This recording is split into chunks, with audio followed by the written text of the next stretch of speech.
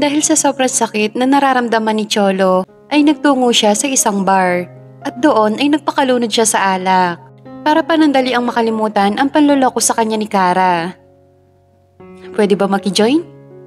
Napaangat siya ng mukha nang marinig ang boses na nagsalita sa likuran niya. Roxanne? Sambit niya sa pangalan ng babae. Lasing ka na. Hindi pa ako lasing. Anong ginagawa mo dito? Sinusundan mo ba ako? Huwag kang feeling, Cholo Villamor. Nandito ako para mag-relax. Dahil hanggang ngayon ay sising-sisi pa rin ako sa ginawa ko sa anak natin. Huwag mo nasisihan pa ang sarili mo dahil nangyari na. At saka hindi lang naman ikaw ang nagkamali. Maging ako man, kung pinanindigan lang sana kita noon ay hindi tayo aabot sa ganito. At hindi sana ako maloloko ni Kara. Anong ibig mong sabihin? Niloko niya ako, Roxanne. Pinagmukha niya akong tanga. Bakit? Ano ba nangyari? Pwede mo sabihin sa akin, makikinig ako sa'yo. Dahil kailangan niya ng taong mapagsasabihan ng sama ng loob. Kaya kunwento niya lahat simula kung paano niya nakilala si Kara at kung paano sila nagtapos. Nakaramdam siya ng awa para kay Cholo na mga sandaling yon. Pakiramdam niya ay may kasalanan din siya kung bakit ito niloko ni Kara. Huwag kang mag-alala, Cholo. Marami pang babae dito sa mundo. Kaya sigurado ako na makakahanap ka pa ng masigit pa kay Kara. Saan ka pupunta? Uuwi na. Ihahatid na kita sa inyo. Hindi ako sa bahay uuwi. Okay lang, kahit saan ka umuwi, ihahatid pa rin kita. Sige, ihatid mo ako kay Patrice. Ha? Bakit kay Patrice? Shh, huwag ka na magtanong, okay? Basta doon mo ako ihatid, please? Okay, sige. Mahihinang katok ang nagpagising sa mahimbing niyang tulog. Sinilip niya sa bintana kung sino ang kumakatok. Nakita niyang akay-akay ng babae si Cholo. Dali-dali siyang bumangon at nagtungo ng pintuan. Bakit siya lasing? Problemado, kaya ayan, nagpakalasing ng sobra. Halika, tulungan na kitang ipasok siya. Thank you. Nang maihiga nila ito ay inalok niya ang babae ng maiinom, pero tumanggi ito. No thanks. Okay, sige, ikaw bahala. I'm Roxanne, ex-girlfriend ni Cholo. Roxanne? Yes, I'm Roxanne. At ikaw si Patrice, hindi ba? Oo, bakit? May mga bagay akong gustong itanong sa'yo, pero makakapag-antay pa naman ako bukas. Paano? I have to go. Mag-uumaga na din kasi. Sige, ingat ka. Salamat sa paghatid sa kanya. Na makaalis si Roxanne ay kumuha siya ng palanggana at nilagyan ng tubig at sa kanya binasa ang hawak na towel. Teka, Patrice, sigurado ka ba talagang pupunasan mo siya? Huwag kang ang OA. Matanda na yan si Patrice kaya alam na niya ang ginagawa niya. Ano ka ba? Virgin pa ang mga mata niyan. Dahil sa nagtatalo niyang isip, kaya atras abante ang ginawa niya. Bahala ka na sa akin, Lord. Pupunasan ko lang naman siya. Promise, hindi ko titignan ng katawan niya. At yun nga ang ginawa niya. Puna sa kaliwang kamay at sa kanang kamay. Patapos na siya sa pagpupunas dito nang hilahin siya nito. At dahil sa pagkabigla, kaya sumubsob ang kanyang mga labi sa mga labi nito.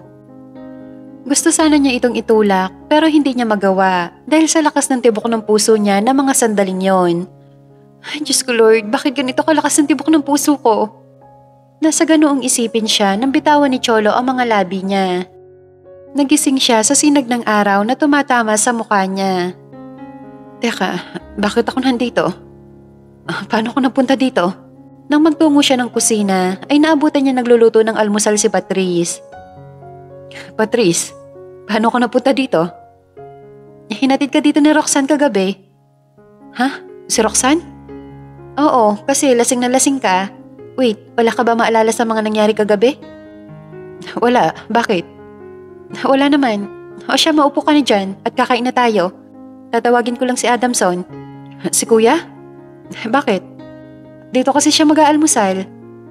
Ah, ganun ba? Sige, ako na lamang pupunta sa kanya. Talaga? Oo. Tahimik silang kumakain. Walang gustong magsalita. Lahat sila ay nakikiramdam sa bawat isa. Mabuti na lamang at hindi niya naalala na hinalikan niya ito kagabi. Boses ni Adamson ang bumasag sa katahimikan nilang tatlo. Kailangan natin mag-usap, Cholo. Tungkol naman saan? Tungkol sa amin ni Patrice. Ha? Ano ang tungkol sa inyo? Magpapakasal na kami. Sukot sa narinig na sinabi ni Adamson ay bigla siyang napatayo sa pagkagulat. Welcome back, Sir Alwin. Isang tango lamang at ngiti ang kanyang sinagot sa mga taong nag-abala para i-welcome siya sa pagbabalik niya ng Pilipinas matapos ang 20 years. Welcome back, brother. Salamat. So ano masamang hangin na nagtulak sa'yo para bumalik dito? Alam mo naman yon, kuya, kung ano sagot ko dyan sa tanong mo. Ang tagal ng panahon na yon, Alwin, hindi mo pa rin ba nakakalimutan ng taong yon? Hindi mo nga alam kung buhay pa siya o hindi na. Huwag mo sasabihin yan sa akin, kuya, dahil hindi ko yun matatanggap. Alwin, ilang taon na ba ang lumipas at ilang taon ka na rin bang umaasa na makikita mo pa siya? Kung ang pinanghahawakan mo ay ang inyong pangako, please, huwag mo seryosohin yun dahil pangako yun ng bata. Maaring ang mga bata pa kami noon, pero malinaw ang pag-iisip namin at sumumpa kami sa harap ng Diyos. Bahala ka magpakahibang sa babaeng yon, pero huwag mo sasabihin na hindi kita pinalalahanan. At bakit naman kayo magpapakasal? Dahil kay Roxanne? Hindi na kailangan, kuya. Bakit? Dahil nakapagdesisyon na ako na sabihin sa kanya ang totoo. Karapatan niya magkita at makilala ang anak niya. At sino ako para hadlangan yon? Nasisiraan ka ba ng ulo, ha, Cholo? Ilalayo niya sa'yo ang anak mo at baka hindi mo na ito makita kahit kailan. At ito lang ang nakikita kong paraan para hindi niya makuha ang pamangkin ko. Tama ang kuya mo, Cholo. Kahit ako, hindi ko kakayanin na malayo sa akin si Brycel. Please, Cholo, huwag mo hahayaan na malayo sa atin ang anak natin. Sana naman, Cholo, isipin mo rin si Patrice. Hindi yung puro sarili mo lang. Magpapakasal kami at ako ang tatayong ama ni Brycel sa mga mata ni Roxanne. Paano naman ako? Huwag kang mag-alala, Cholo. Wala namang magbabago. Ikaw pa rin ang ama niya at alam naman yun ng anak natin. Kay Roxanne lang naman tayo magpapanggap. Kaya please, pumayag ka na. Sige, kung yan ang tingin nyo na makakabuti, pumapayag na ako. Salamat, Cholo. Salamat. Habang nakaupo sa kama, ay hawak-hawak ni Alwin ang larawan nila ni Patrice ng graduation day. Asan ka na ba, Patrice? Nandito na ako at matutupad na ang pinangako natin sa isa't isa. Flashback. Magkababata at magkaibigang matalik sina Alwin at Patrice. Magkasama sa lahat ng bagay at magkasama sa hirap man o ginhawa. Sa lungkot man o saya. Mga bata pa lamang sila ay mahal na nila ang isa't isa at nangakong magmamahalan habang buhay. Alwin! Humahangos na tawag niya kay Alwin, nasa burol ito. Patrice, anong ginagawa mo rito? Bakit hindi mo sa akin sinabi na sa Maynila ka na mag-aaral?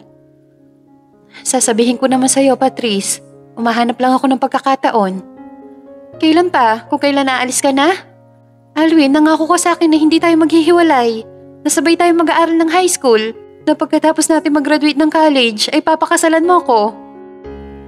Sorry, Patrice. Biglaan kasi ang pag-alis namin. Na-promote kasi si Papa sa trabaho niya at sa Maynila siya na-assign. Paano naman ako? Naiiyak niyang sabi rito. Huwag kang mag-alala, Patrice. Babalik ako dito at lahat ng promise ko itutuparin ko yun sa'yo. Talaga? Oo, promise. Promise na promise? Promise na promise na promise. Sige, mag-aantay ako sa pagbabalik mo dito. Pero bago ako umalis, ay may gagawin muna tayo. Ano naman yon? Tara, sumama ka sa akin. Saan? Basta. Sumama nga siya rito at nakarating sila ng simbahan. Anong ginagawa natin dito, Alwin? Magpapakasal tayo. Pwede ba yon? Oo, Patrice. Halika, lumapit tayo sa altar. Lumapit nga sila ng altar. Patrice del Carmen, mahal mo ba ako?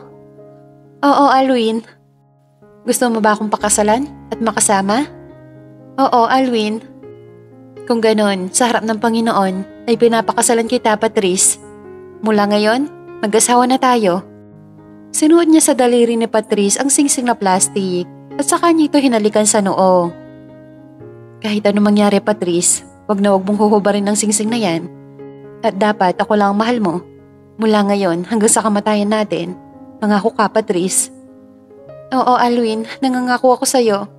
At sa simbahang ito, ikaw lang, Alwin, ang mamahalin ko. Mula ngayon hanggang sa kamatayan natin at pangako, Hihintayin kita sa pagbabalik mo. Hindi ako titigil na hanapin ka, Patrice. Dahil alam ko makikita din kita. Kinabukasan ay maaga nakipagkita sa kaibigan na judge si Adamson para pag-usapan ang kasal nila ni Patrice. Kamusta na, Attorney Adamson? Long time no see ah. Bati nito sa kanya. I'm okay, Ryan. That's good. So ano mahalaga nating pag-uusapan na hindi pwede sa telepono? Kailangan ko ng tulong mo, Ryan. Anong tulong yon? Gusto ko ikaw ang magkasal sa amin ng girlfriend ko. Oo naman, bakit hindi? Pero bakit hindi sa simbahan? Maybe next year. Nagmamadali na kasi kami ng girlfriend ko dahil nagkakaisip ng anak namin. Ano? May anak ka na? Kailan pa? Matagal na. Bakit hindi mo ata nakukwento sa akin? I'm sorry, yun kasi ang gusto ng girlfriend ko. It's okay, I understand. So, kailan kayo kakasal? Mamaya, at gusto ko sa bahay ko to gaganapin. Walang problema, I'm happy for you. Dahil finally, tuluyan mo nang nakalimutan si Kara. Sukat sa narinig na sinabi ni Ryan ay bigla siyang nalungkot at naalala ang mga panahon na sila pa ni Kara.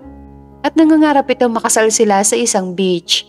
Pero hindi na yun matutuloy pa dahil matatali na siya kay Patrice sa loob ng 2 taon. Kakarating mo lang, kuya? Aalis ka na naman? May ikakasal ako na kaibigan, Alwin. Gusto mo sumama? Para malibang ka naman. Hindi yung puro si Patrice lang ang laman ng utak mo. Hindi na. Saka hindi ko naman kilala yung kaibigan mo. Ma-out of place lang ako doon. Ando naman ako ah. Kahit na. Sige na, lumakad ka na. Batiin mo na lang sila para sa akin. Okay. Hindi na ba talaga magbabago ang desisyon mo, Patrice? Hindi na, Cholo. Saka may isang salita ako. Okay, ikaw ang bahala. Basta kung sakali mo magbago ang isip mo, ay sabihin mo kaagad sa akin. Sige, Cholo. Salamat. Kinasal nga sila ni Adamson sa kaibigan nitong judge. Tanging si Cholo lamang ang witness sa kasal nila. Oo, pinangarap niya makasal sa lalaking mahal niya. Pero para kay Brycel ay nakahanda siya magsakripisyo makasama lamang ito. At pinanghahawakan niya ang kasunduan nila ni Adamson na hindi siya nito gagalawin kahit kailan. Nang matapos ang kasal ay dinala na nga niya ang ilan sa mga gamit niya at ni Brycel sa kondo nito. Inayos niya ang mga damit nila sa isang closet na nandoon. Hindi ka pa ba uuwi, Cholo? Hindi pa, kuya. Bakit? Dahil dito ako matutulog ngayong gabi. Ano? Bakit? Hindi ba pwede? Hindi naman sa ganon pero... Bakit kuya? May bala ka ba masama kay Patrice? Cholo naman, kilabutan ka nga dyan. Ni minsan hindi yan sumagi sa isipan ko. Mabuti naman kung ganon. Bakit ganyan ka makangiti? Masaya lang ako kuya dahil nakita ko na ang babaeng pwede maging ina ng anak ko. Anong ibig mo sabihin? Liligawan ko si Patrice. Ano?